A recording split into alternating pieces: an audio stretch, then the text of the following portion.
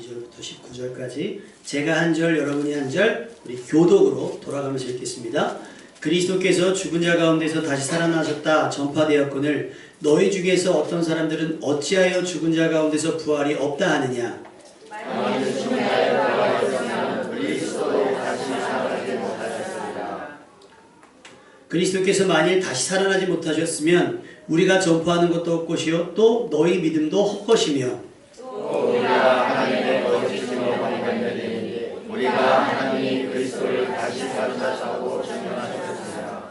만일 죽은 자가 다시 살아나는 일이 없으면 하나님이 그리스도를 다시 살리지 아니하셨습니다. 만일 죽은 자가 다시 살아나는 일이 없으면 그리스도도 다시 살아나신 일이 없을 터이요.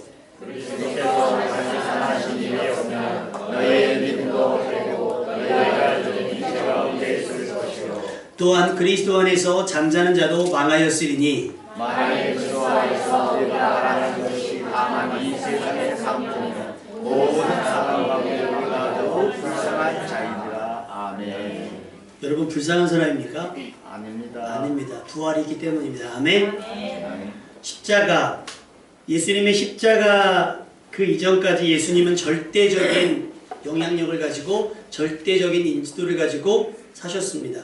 3년이라는 짧은 생애였지만 유대인의 어떤 기대와 소망의 가치를 전부 바꿔버릴 만큼 예수님의 사역은 파격적이었습니다. 원하시기만 했다면 충분히 그들의 왕이 되실 수도 있는 상황이었습니다. 예수님의 능력은 그들의 필요를 넉넉히 채우셨고 무엇보다 그들이 해결하지 못하는 여러 가지 문제들을 쉽게 해결해 주셨습니다. 특별히 병든 자들은 외면하지 않으시고 고쳐주심을 우리가 볼 수 있습니다. 예수님 때문에 나은 사람들이 한두 명이었을까요? 죽었다 살아난 사람들도 있습니다. 그런데 예수님은 우리가 볼 때 여전히 하실 일이 많으셨어요. 그럼에도 불구하고 갑자기 모든 사역을 그치고 갑자기 겟세마네 동산에 올라가셨다가 곧장 골고다 언덕으로 올라가시게 됩니다. 그 일을 위해서 예수님은 기도하셨고요. 제자들과 최후의 만찬을 통해서 이별을 준비하셨습니다. 우리는 흔히 모두가 예수님을 떠났다고 하지만 사실은 예수님께서는 우리 모두를 떠나보내시고 혼자 그 길을 가신 거예요. 우리가 있어봐야 도움이 되지가 않거든요. 우리가 할 수 있는 일이. 십자가는 우리가 할 수 있는 일이 아니에요. 그래서 예수님은 굳이 그 위험한 곳에 우리를 두려고 하지 않으셨습니다. 요한복음에 보면 예수님께서 자기를 잡으러 온 사람들에게 물어봐요. 너희가 누구를 찾느냐? 예수를 찾는다. 네가 찾는 예수가 바로 여기 있으니 다른 사람들은 보내주는 것이 어떠하냐 하면서 제자들의 탈출을, 쉽게 말하면 탈출을 도와주십니다. 몹시 괴로우셨을 테고 외로우셨을 테지만 예수님은 후회 없이 그 길을 끝까지 가셨습니다. 반전이 있을 줄 알았어요. 그때까지만 해도. 많은 사람들을 구원해 내셨던 예수님이 저렇게 힘없이 맥없이 십자가에서 죽을 거라는 생각을 아무도 못했어요. 사람들이 조롱하지요. 네가 메시아면 내려와라. 네가 하나님의 아들이라고 했으니 너가 많은 사람들 구원했으니 너도 한번 구원해봐라고 사람들이 조롱하는데 예수님께서 일체 반응하지 않으셨어요. 힘이 없어서 능력이 없어서가 아니라 우리를 사랑하시기 위함인 줄로 믿습니다. 아멘. 그렇게 예수님께서 그 모든 상황들을 역전시킬 수 있음에도 불구하고 예수님의 십자가에서 다 이루었다 하시며 숨을 거두셨습니다. 로마 국민들은 잔인하게도 예수님의 옆구리를 창으로 찔려 예수님의 생사를 확인했습니다. 모든 것이 그렇게 끝이 나는 듯했습니다. 사람들의 기대와 소망은 십자가에서 끝났다라고 생각을 했습니다. 아리마대 사람 요셉이 예수님의 시체를 수습해서 자기 무덤에 안치했습니다. 대제사장들은 예수님께서 생전하셨던 말씀들이 있어요.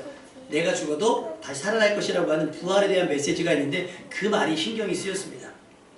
그래서 이 십자가 끝이 아닐 것 같은데 라는 생각을 가지고 그들은 부활에 대비하기로 했습니다. 사람들을 돈으로 사서 경비를 세우고 무덤을 큰 돌로 막아서 봉인을 했습니다. 이쯤 되면 부활은 불가능할 것처럼 그들은 생각을 했습니다. 근데 여러분 이 모든 과정 가운데 제자들은 뭐하고 있죠? 제자들은 예수님의 장례도 준비하지 않고 예수님의 부활을 준비하지 않아요. 나중에 막달라 마리아가 부활의 소식을 전해 갔을 때 어떻게 됐냐? 슬퍼하고 괴로워하는, 슬퍼하며 울고 있는 제자들에게 가서 메시지 전해요. 그러니까 절망한 거죠. 다 끝난 거예요. 다 끝났다고 낙심해 있는 겁니다. 반면 여인들은 예수님의 장례를 위해 안식 첫날 그 전에 이튿날 아침 예수님께서 돌아가신 그 다음날 아침 일찍 향품을 가지고 무덤으로 가요. 그런데 가면서 고민하거든요. 누가 그 돌문을 열어줄까? 허락이나 해줄까? 그럼에도 불구하고 여러분 갑니다. 여러분 혹시 그런 적 있으세요? 문 닫혀있는지 알고도 간 적 있으세요? 저희 교회는 새벽에 와보시면, 혹시 저 없을 때 와보시면 옆구리 문이 잠겨있습니다. 쇠사슬로. 그런 줄 알고도 교회 오신 분들 계세요? 오시는 분들은 어떻게 오시냐면 옆구리가 잠겨있으면 지하주차장으로 이렇게 와가지고 2층으로 올라와서 비밀번호 아시니까 누르고 기도하고 가시기도 해요. 열려 있어서 가는 게 아니라 닫혀있는 줄 알고 가는 거예요. 안 갈 수가 없는 거예요. 이거라도 해야 자기들의 마음이 편할 거라고 생각을 한 겁니다. 근데 어떻게 된 일일까요? 이 여인들의 고민, 이 여인들의 기도를 들으셨을까요? 갔더니 돌문이 활짝 열려졌습니다. 할렐루야. 예수님이 계신 곳이 없어요. 세마포는 풀어져 있고 놀랐습니다. 성경에 보면 두려웠다 그래요. 그런데 천사가 이야기를 해줍니다. 어찌하여 산자를 죽은 자 가운데서 찾느냐.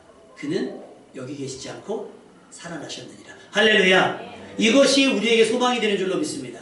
다시 살아나셨어요. 다시 살아나셨어요. 근데 가장 가까운 목격자들이 있죠. 누구죠? 군병들이 있습니다. 이 부활의 모든 과정을 지켜봤을 때 군병들은 어떻게 되냐면 그 과정이 일어날 때 죽은 사람처럼 되어 있는 거예요. 정신을 차려보니 이미 예수님은 없고 돌문은 열려져 있고.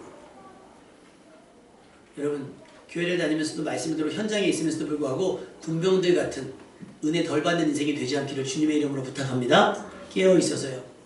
이 여인들처럼 뭔가 하려고 하나님 앞에 뭔가 하려고 뭔가를 준비하려고 가다가 은혜 받는 사람 되시기를 주님의 이름으로 축원합니다. 예수님은 말씀하신 대로 살아나셨습니다. 그런데 아직 아무도 이 사실을 확인하지 못했어요. 여인들도 빈무덤만 봤습니다. 빈무덤만 봤어요. 사람들은요 본 것만 믿지 않으세요? 여러분 안 본 거 믿습니까? 사람은 봐야 믿어요. 요즘에 물건을 살 때 여러분 물건 안 보고 돈 지불합니까? 물건 받고 돈 지불합니까? 물론 거래를 할 때는 입금을 해야 물건이 오는 게 맞죠. 근데 그 물건이 뭔지는 보고 사실 거 아니에요. 그죠? 바지 그럼 바지 뭐 사이즈도 안 보고 그냥 막 골라서 담지 않으실 거 아니에요. 그죠? 그래서 기왕이면 온라인보다 오프라인 가서 맞춰보고 재보고 산단 말이죠. 그래서 홈쇼핑에서 하는 게 있어요. 무료 체험. 3일분은 써보시고요. 써보시고 마음에 안 들면 100% 환불해드립니다. 뭐예요? 자신 있다는 거예요. 직접 경험해보고 쓸지 말지를 결정하라는 거예요. 쓸지 말지를 결정하라는 거예요. 여러분 믿음도 마찬가지입니다. 경험해보십시오. 아멘? 그리고 믿을지 말지를 결정하십시오. 보지도 않고 듣지도 않고 기도해보지도 않고 경험해보지도 않고서 있네 없네 결론 지어 내리지 마시고요. 여러분 한번 일단 경험은 해보세요. 하나님을 맛보아하시는 여러분 되시기를 주님의 이름으로 축원합니다. 빈무덤이 봤어요. 제자들이 훔쳐갔는지 정말 부활하신 건지 몰라요. 그럼 우리에게 어떤 소원이 생겨야 돼요? 부활하신 주님 뵙기를 원합니다. 할렐루야. 그 믿음을 가지고 도전하는 겁니다. 믿음의 사람들의 특징은 요한일서 1장 1절에서 2절. 태초부터 있는 생명의 말씀에 관하여는 우리가 들은 바요 눈으로 본 바요 자세히 보고 우리의 손으로 만진 바라. 할렐루야. 이 사람들이 하나님의 말씀을 증언할 수밖에 없는 이유는 이 영원한 생명을 우리가 보았기 때문이라는 거죠. 보았기 때문에 증언할 수 있는 거예요. 남 얘기를 전달하는 것이 아니라 내 눈으로 보고 내 귀로 듣고 내 손으로 만져봤기 때문에 확신하며 믿고 의지하는 겁니다. 아멘. 지금 본 것은 빈무덤이에요. 아직 몰라요. 이 상황이 어떻게 되는지 아직 모릅니다. 여러분은 예수님을 언제 경험하셨습니까? 언제가 마지막 경험이세요? 예수님을 경험한 것이 바로 직전이기를 주님의 이름으로 축원합니다. 아, 내가 학생 땐가, 내가 처녀 땐가, 그때 얘기 말고, 롱롱 오고 그때 말고, 옛날 옛적의 이야기 말고. 예수님은요 공생애를 시작하신 이후로 눈꽃 쓸 데 없이 바쁘셨어요. 사람들이 항상 몰려다녔잖아요. 예수님께서 원하신 바도 있었지만 사람들이 워낙 강력하게 원했어요. 왜? 살고 싶고 낳고 싶었기 때문에 사람들이 몰려다녔습니다. 예수님은 고쳐주셨습니다. 그런데 마태복음 14장 35절에서 36절에 보면 이런 말씀이 나와요.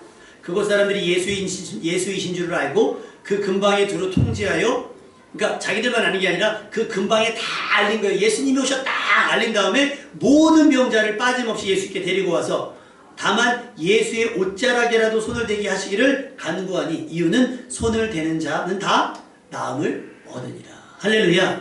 그러니까 막 예수님을 경험하기 위해서 예수님께 닿기 위해서 얼마나 갔겠어요. 있는 힘 없는 힘 짜냈을 거 아닙니까? 미리 새벽부터 가서 줄 서 있고 예수님이 동선을 파악해서 자리 잡고 있었을 거예요. 낳고 싶어서 살고 싶어서. 근데 이것은 사실은 이 유행을 일으킨 사람이 있잖아요.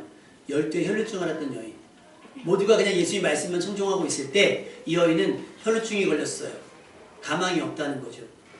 고쳐보려고 의사에게 돈을 많이 갖다 줬지만 없어요. 이제 남은 것은 아무것도 없어요.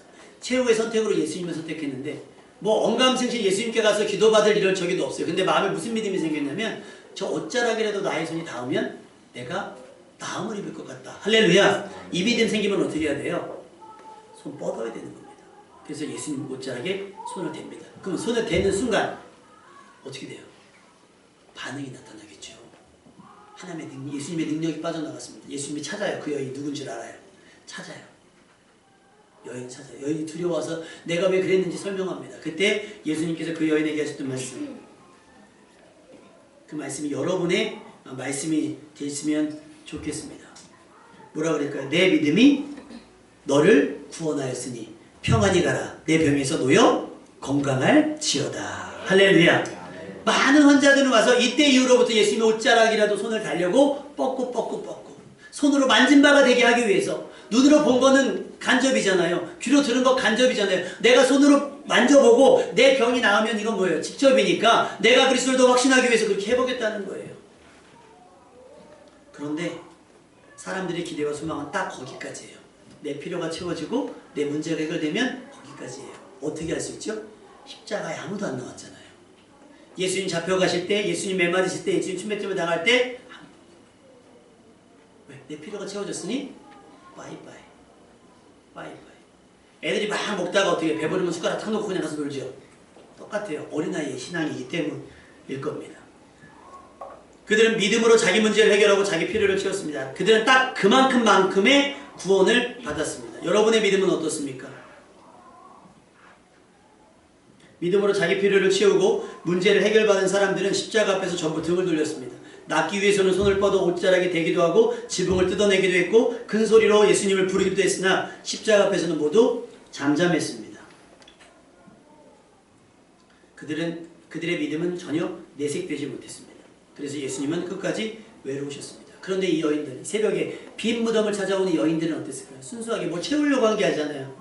우리 불쌍하신 예수님, 그 모진 고통을 당하셨더니 내가 그 시체로 닦아드려야지 하면서 향유를 가지고 왔습니다. 자기 필요가 아니라 예수님의 필요를 위해서 그 새벽에 나타난 겁니다. 하나님은 그들에게 이 상황을 설명해 주셨습니다. 그녀들은 그곳에서 예수님의 부활의 소식을 전하는 천사의 소리를 듣게 됩니다. 거기서 끝이 아니라 안식 후 첫날 부활하신 예수님께서 그 누구보다 먼저 막달라 마리아에게 보이셨습니다. 할렐루야. 막달라 마리아가 누구냐면 7 귀신 걸렸던 적이 있었는데 예수님께서 고쳐주신 인연이 있는 여인이에요.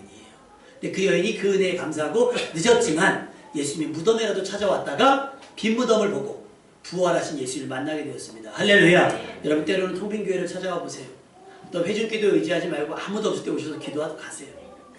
이곳에서 그 생생한 주의 음성을 듣게 될 줄로 믿습니다. 모두에게는 감추었으나 여러분 개인에게는 레마의 말씀이 분명히 있을 거라고 믿습니다. 기도하세요. 기도의 분량을 채우십시오. 그러니까 저 회중기도 너무 어려워요. 뭐 혼자 있을 때 오세요. 교회가 비어 있으면 제가 옆에 가 있었고 뭐 미리 예약하시면 제가 빠져 있으면 되니까. 그 새벽에 갔다가 하나님의 음성을 듣게 됩니다.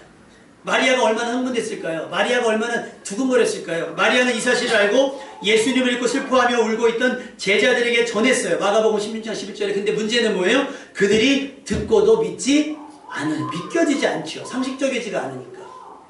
말씀이 생각나지 않으니까. 심지어 제자들은 무덤에 갔음에도 불구하고 예수님의 시체가 없네 하고 돌아와요. 아직 깨닫지 못했기 때문입니다. 엠마오로 가던 두 제자에게 나타나 그들에게 말씀을 풀어주시며 부활하신 자신을 알게 하셨을 때 그들도 현장에 없었던 이들에게 와서 제자들에게 설명했으나 제자들은 마가복음 16장 13절에 역시 믿지 아니하였다 그렇게 기대했어요. 근데 여러분 성경에 믿지 못하는 대표 주자가 있죠. 의심 많은 제자 누구요? 도마예요. 도마. 도마는 의심이 많다고 하는데 정말 의심이 많은 걸까요? 요한복음 20장 24절 29절 보면 모두가 있을 때 꼭 이렇게 제자들은 한 번에 다 모이고 꼭 결혼이 생겨요. 모두가 있을 때 예수님께서 오셔서 함께 했어요. 그런데 그들 중에서 도마만 그때 하필이면 없었어요. 그래서 제자들이 얼마나 흥분된 모습으로 도마야 예수님께서 말씀하신 날 살아나셨다 했더니 도마가 하는 말이 뭐예요? 내가 그의 손에 못자국을 보며 내 손가락을 그 못자국에 넣으며 내 손을 그 옆구리에 넣어보지 않고는 믿지 않겠노라. 의심일 수도 있어요. 어떻게 보면. 근데 나는 더 큰 확신을 위한 도전일 수도 있다고 봐요. 여러분은 그렇습니까? 여러분 한번 그렇게 해보신 적 있으세요? 야, 예배 드려봐, 말씀 들어봐, 기도해봐. 그냥 남이 전해주는 이야기 듣고 아, 그렇대? 그렇구나, 그런가 보구나 하고 그치는 게 아니라 내가 그럼 나도 그 예수님의 못자국 난 손, 창자국 난 옆구리 내가 만져보고 믿을 거야. 만져보고 내가 믿을 거다라고 얘기합니다. 여드레가 지나서 제자들이 다 집안에 있을 때 그때 도마도 다행히 함께 있었습니다. 문들이 닫혀있는데 예수님께서 오셨어요. 영이시니까 문이 닫혀있는데 오셨어요. 그러면서 도마에게 말씀하십니다. 네 손가락을 이리 내밀어 내 손을 보고 네 손을 내밀어 내 옆구리에 넣어보라. 그리하여 믿음 없는 자가 되지 말고 믿는 자가 되라. 할렐루야. 해봐. 궁금하면 해봐야지. 근데 예수님께서는 이런 말씀을 하십니다. 너는 나를 본고로 믿느냐? 보지 못하고 믿는 자들은 복되도다. 할렐루야. 그러니까 봐서 믿는 건 초보적인 거라는 거죠. 진짜 믿음과 진짜 확신은 보지 않았지만 하나님의 말씀이 그러하시니 믿습니다가 나오는 게 맞습니다. 할렐루야. 빈 무덤을 보고도 부활을 확신할 수 있는 여러분 되시기를 주님의 이름으로 축원합니다. 십자가를 바라보고 그것에 절망하지 않고 십자가를 뒤를 이어 바로 부활의 역사가 나타날 것을 믿고 기대하는 삶이 되시기를 주님의 이름으로 축원합니다. 제자들이 그 사실을 알았다면 절망하지 않았을 겁니다. 오히려 강하고 담대했을 거예요. 근데 제자들의 믿음은 어디서 끊겼어요? 십자가에서 필름이 딱 끊겼어요. 십자가가 모든 것이 끝인 줄 알았기 때문인 겁니다. 수많은 사람들이 보는 데서 예수님께서 십자가를 못 박히셨으니 그 충격은 이루 말할 것도 없겠지요. 죽음도 확인했습니다. 무덤은 지켜져 있습니다. 돌문은 열려 있는데 예수님은 계시지 않아요.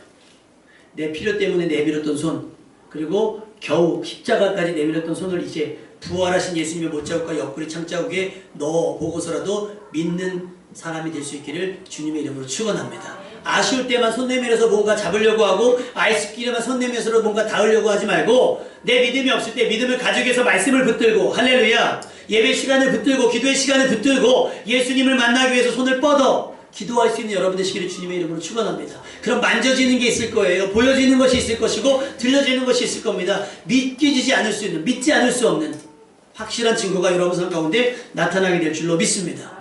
오늘 고린도전서가 하는 말씀이 뭐예요? 부활을 왜 믿지 못하니? 야, 부활이 없다면 세상 천지 우리가 가장 불쌍한 사람들이야. 그렇지 않습니까? 얼마나 세상을 미련하게 살아요. 이렇게 살다 죽으면 얼마나 손해입니까? 그런데 우린 무엇이 있기 때문에? 부활이 있기 때문에 이렇게 살아가는 것이 아깝지 않습니다. 아멘? 부활이 있기 때문인 거예요.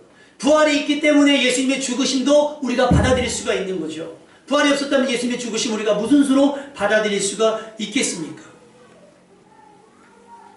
만일 그리스도 안에서 우리가 바라는 것이 다만 이 세상의 삶뿐이라면 모든 사람 가운데 우리가 더욱 불쌍한 자니라. 우린 이 현세에서 넘어가 십자가에서 끝나는 인생이 아니라 어디서요? 부활에서 영생 얻는 삶까지 확장되어진 줄 믿습니다. 십자가의 역할이 바로 그거예요. 닫혀진 하늘문을 열고 딱 끊어졌던 70여 강과도 80였던 인생에서 끝을 십자가로 문을 열어서 어떻게 그것이 영생이 되게 하는 거예요. 할렐루야. 그러니 십자가에서 멈추시면 안 되는 거예요. 십자가에서 멈추면 손해보는 겁니다. 아멘. 왜 그런 거 있잖아요. 고생 신나게 해놓고 늦게 온 사람이 막 영감 받을 때 있죠. 똑같아요. 십자가에서 멈추면 안 돼요. 여러분의 믿음이 어디까지 가요? 빈무덤까지 나가야 될 줄 믿습니다. 아멘. 그리고 빈무덤에서 헤매시면 안 돼요. 빈무덤에서 우울해하거나 빈무덤에서 저기 불안해하시면 안 돼요. 어디까지? 다시 오실 주님 재림 때까지 여러분의 믿음이 커가야 될 줄로 믿습니다. 그것이 십자가에서 부활까지, 부활에서 재림까지예요. 여러분이 날 때부터 죽을 때까지 있는 것처럼 그 생의 순간까지 예수님의 십자가의 죽으심에 갇혀있지 말고 부활하신 주님을 만나는 은총의 역사가 나타날 수 있기를 주님의 이름으로 축원합니다. 그래야 여러분의 믿음이 세상 가운데서 흔들리지 않게 됩니다.